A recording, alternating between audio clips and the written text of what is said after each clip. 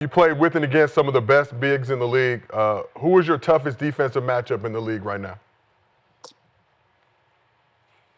I mean, it depends. Jokic is just hard to guard because he's so good at passing, but probably just straight one-on-one. I think when Joel was healthy, just straight one-on-one, it's hard because you can't really be physical with him because he's good at drawing fouls, so strong, and he can just do it from all angles of the court. So it's probably between Joel and Jokic, but just they're kind of different in those aspects. Joel is kind of more just straight ones, and Jokic is you can't really play team defense on him, so because he can pass so good. So I think it's two different guys, but at the end of the day, those are probably the two hardest I probably had to guard. I got a question for you. Without saying no names, I'm not going to put you on the name list. What team do you look forward to most, and you can get your shit off on? For me, it's most of the teams that are in the drop coverage because I get my floater off probably every time. So it's most of the teams that T-Wolves, Rudy, Houston, Sangoon and them. A lot of teams. New York. Y'all talking about being messy. Y'all trying to get the target on his back. Miles Turner, dropping ass. Y'all trying to get me in trouble. I'm not retired yet, y'all. I can't be talking shit like Nah, that. you got to come prepared next year. You're a champion now. You got target on the back right now, Yeah, bro. hey, don't let them feel you. Listen, I talked shit once about Dwayne Wade. Never recovered. All right, so yeah, you do how you doing. Right? You don't want somebody to come in there trying to score 40 every time he sees you. Ain't no Dwayne Wade out there. Ain't no Dwayne Wade big out there. You are good out there, Hartenstein. You talking your shit.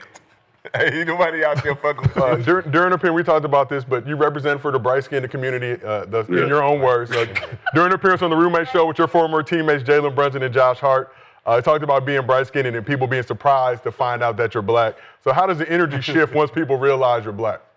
It's a whole different, the first time PG found out, his whole energy changed. We were cool before, but when he found out my dad was black, he was like, oh shit. He said, yo, bro, what's up? I was like, all right. How does that make you feel, though? How does that make you feel? I'm still the same person. I'm white and I'm black, but what's good? No, you'll fuck somebody up, boy. You go somewhere like, yo, what's up, my nigga? Listen, just out the blue, the random black person, like, what's up, my nigga? With the beard and the whole nine. Listen, dog. You look like your name Jim like a motherfucker, Jim. Jim, what is you saying to me, Jim? McIlvain looking ass. Boy, I'm about to heat your ass up when you say nigga one more time. That's hilarious, bro. No, it's funny, man. It's just kind of like we are out of pocket on this show. We have fun, Hart. Just want to let you know. Him though, because he really embraced that shit, though. He's the real one. He cool as fuck, man. So let's talk a little bit about your career, though. Your first 5 seasons in the league, you started a total of 12 games. Last 2 seasons, that number's jumped to 102, including a career high 53 games this season. So when you look back at your early years, obviously playing in Germany, Lithuania, G League, and the path that you've taken, how did those experiences shape who you are as a player? It shaped it a lot. Just kind of figuring out what I needed to do to get minutes. I think that was the biggest thing. Just trying to put my ego aside, knowing what my biggest goals were. And I think I just did a good job adjusting my game and just finding a role, finding a niche in the league. But yeah, it wasn't easy, but I wouldn't change it for anything, because I learned so much throughout the process. But it's you definitely have to put your ego aside. I think that's the hardest thing, especially for younger guys coming to the league. I mean, we're all coming to the league. We were all the main guys. And now you have to try to sometimes change your role, sometimes find a niche in the league. And for a lot of, especially younger guys, it's pretty hard to do. And so that's really just putting your ego aside and just keep working and finding different ways to get on the court, because that's the main thing. So to piggyback on that, what was being said to you, in that regard, was like teams or your agent, or like what was the message being relayed to you on why the teams weren't so why you weren't sticking? It was always different. I mean, some were like, they give you you're doing great, and you just keep doing what you're doing. Yep. Yeah. So that's kind of where you have to be honest with yourself. You have to try to, because I feel like there's always a reason why you're not playing. Yeah. Like there's always a reason. It might be your defense. For me, it was defense and rebounding. And so I kind of really focused on those two things that kind of became my strength. And yeah, I mean, there was GMs back in the day saying you weren't an NBA player, GM saying you shouldn't be, you couldn't play in the playoffs. And so now finally doing that, being a starter on the finals team, it's a lot of hard work, but it's definitely a good feeling for sure. Yeah, big fuck you to them people, man. Like, nah, man, I'm just. Appreciate you saying that. Yeah, no, I'm gonna say it for you. No, because for me, I'm a firm believer and a big believer in people, like, they come to you, but they don't tell you why, right? They tell you, okay, you keep working. Like, working on fucking what? Like, okay, I'm going to keep working, but what in particular, why am I not on this final roster? Why am I the one that's keep getting the short end of the stick in this situation? Like, what is it? Tell me. I'm going to work on it. That's the hardest thing for sure. Just like people saying, "Oh, just stay ready." Yeah. Like what does that mean? Yeah. Like just stay ready. I think that's the hardest thing, especially for younger guys. It's like, because that's the go-to NBA thing. Is just stay ready. When your time's gonna come, stay ready. So, I think that's where you have to just be brutally honest with yourself. Work on the things that might not be so fun, because that's the only thing you just have to get on the court first. And you might just have to get on the court just playing defense. You might just have to get on the court playing hard. So I think sometimes, especially younger guys, have to just get away from, I just want to come in, do all these ISO scoring things. No, you just have to find a role, and then you can build off that after that. And guess what? Guess what happens when you grind the way you did? Because your story similar to a lot of corner boys who had to go get it out the mud. That young nigga got paid, didn't he? Thanks. Did he get paid? He got paid for that grind. And I seen it in real time. So that's what made me proud, because I see you go out there, fight for them offensive rebounds, keep the team alive so Jalen Brunson can hit them shots. And you go home like an offensive lineman knowing that you kept that shit going. But you ain't gonna get no trophy for it. But hey, get paid, young nigga, get paid. Get paid for real. For sure. So looking back on your career, we talked about the road to get to where you are now. Was there a moment early on in your career where you knew that you were built to play in this league and you'd be successful playing in the NBA? I mean, I think I always had the confidence I could do it, but I think where I really knew I can establish myself was probably with the Clippers, where I started playing on T. Lou. He kind of let me play my game, but at that point I kind of figured out what I had to do to kind of get a role in the league, just playing hard, playing defense, doing the little things, I think what I do really good in the league that's special, I make the stars' life easy. And that's kind of what I really focus on, is how can I make Shea, Dove, Chet's life a lot easier. So I think, and every star is different. So I think my role is always figuring out what each person needs, each player, and then just going from there. So your career really started to take off with the Knicks. So I just wanted to ask you, what was it like playing for Tibs, and how do you feel about the Knicks making the decision to move on from him?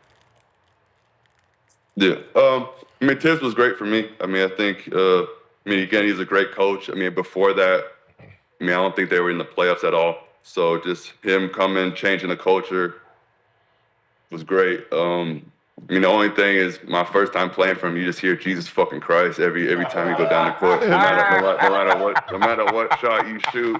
Jesus fucking Christ. Yeah, every time. It doesn't matter if you shoot the shot you're supposed to shoot. If that shit don't go in, Jesus fucking Christ. What is this shit? I love it. But other than that, he's one of the most prepared coaches in the league. It was great for us. And again, they made the Eastern Conference Finals last year. So I don't know. I mean, the Knicks just had to probably do what's best for them going forward. And I think they got a good coach in. But again, nothing love for Tibs. Yeah, like you said, made the Eastern Conference Finals. We're close to facing you in the finals. Were you looking forward to facing the Knicks in the finals if they got there? Would have been the same result? I wanted that. I wanted that for sure. I wanted the smoke in the Garden for sure. I love New York, so I think it would have been cool just to play against them. I think the Garden has one of the best. New York has one of the best fans in the league, so just playing that atmosphere would have definitely been dope for sure. I got a fan question. They said, what's the difference between Brunson and Shea, how they approach the game?